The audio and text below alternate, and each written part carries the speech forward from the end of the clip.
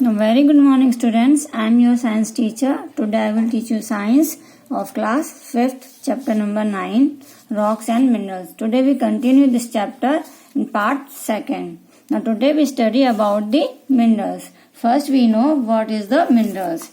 Minerals are naturally occurring substance with definite chemical compositions and rocks are mixture of minerals. जो rocks होती हैं वो minerals का mixture होती हैं and minerals are found deep beneath the earth surface. और जो minerals होती हैं वो हमारी अर्थ के अंदर गहराई में पाई जाते हैं और इन्हें हम खोद कर बाहर निकाला जाता है. And minerals are two types. Then types of minerals. First is metallic minerals and second is non-metallic minerals. First we know what is the metallic minerals. Metallic minerals have metals in them. Metallic minerals वो minerals होते हैं जिनके अंदर metals पाए जाते हैं. And metallic minerals are called ores. और metallic minerals को हम ores भी कहते हैं. And metals are extracted from ores. और जो ores होता है उन्हीं से हम metals को separate करते हैं. And metals are usually shiny, solid and conduct heat. Some examples of metals are gold, silver, copper and aluminium. And we use them for different purpose. Now second is non-metallic minerals. Non-metallic minerals do not contain metals in them.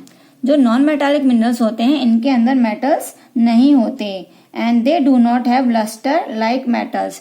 और इनके अंदर metals की तरह luster यानी कि shine नहीं होती है, चमक नहीं होती है.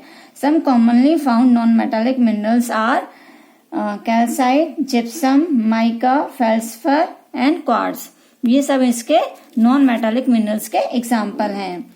And all precious stones are minerals found in the form of crystals. जितने भी प्रीशियस स्टोन्स होते हैं वो क्रिस्टल की फॉर्म में पाए जाते हैं. And these crystals take thousands of years to form.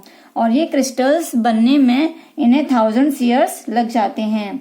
Some examples are diamond, emeralds, rubies, sapphires etcetera. जैसे आपने देखा होगा कि जो बहुत कीमती पत्थर होते हैं जिन्हें हम ज्वेलरी में या रिंग्स वगैरह में यूज करते हैं, तो इस तरह के जो रॉक्स होते हैं ये 1000 ईयर्स टाइम में मतलब इतने टाइम के बाद वो प्रीशियस स्टोन्स में कन्वर्ट होते हैं. And now uses of the minerals. तो हम इनके यूज के बारे में पढ़ेंगे.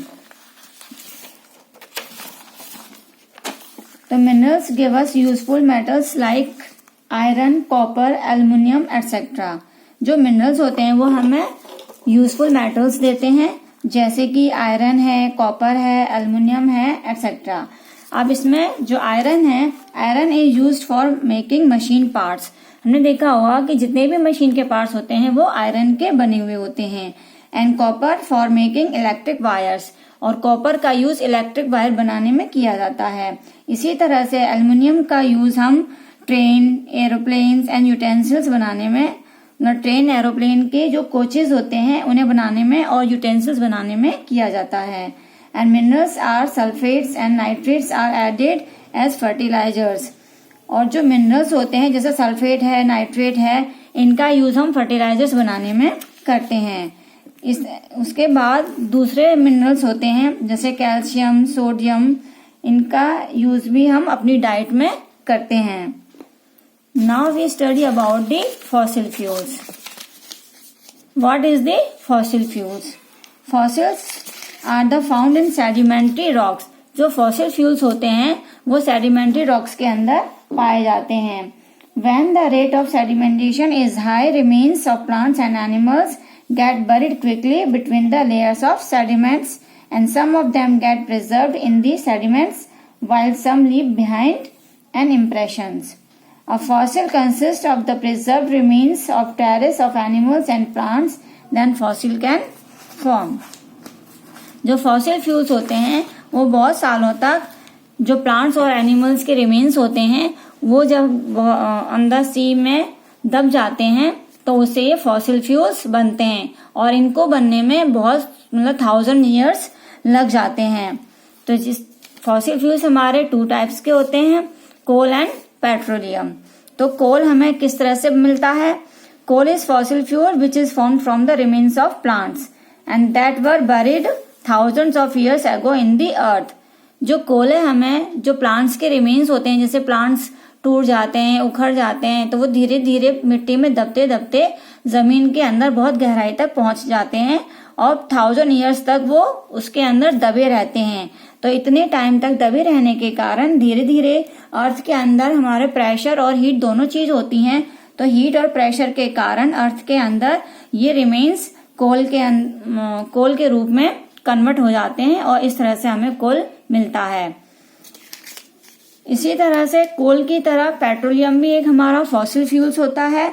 ये जो हमारा पेट्रोलियम है ये हमारे जो एक्वाटिक ऑर्गेनिजम्स होते हैं, जो पानी के अंदर पानी वाले जानवर होते हैं, जब वो मर जाते हैं तो वो पानी के अंदर ही, जैसे सीज है या ओशियन है, उनके बॉटम में जाकर दब जाते हैं।